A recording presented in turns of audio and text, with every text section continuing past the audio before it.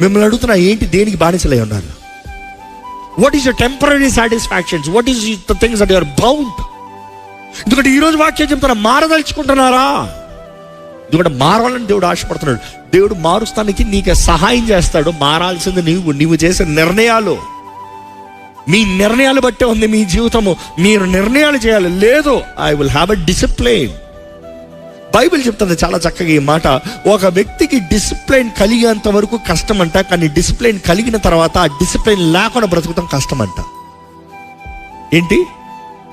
ఆ డిసిప్లైన్ తరబీదు పొందేంత వరకు కష్టమంట, కానీ తరబీదు పొందిన తర్వాత ఆ తరబీదు లేకుండా బ్రతుకుతాం కష్టమంట. అందుకని బైబిల్ అంటుంది, బీ ట్రాన్స్ఫార్మ్డ్.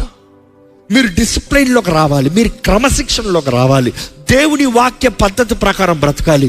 అందులోకి వచ్చిన తర్వాత లోకంలాగా బ్రతుకుతా అసాధ్యం.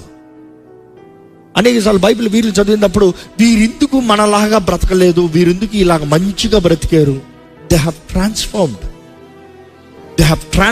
They desire to transform.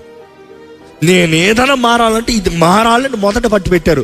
మిమ్మల్ని అడుగుతున్నాను, విశ్వాసాలకు మీ మొదటి పట్టు ఏంటి? మారాల్సింది.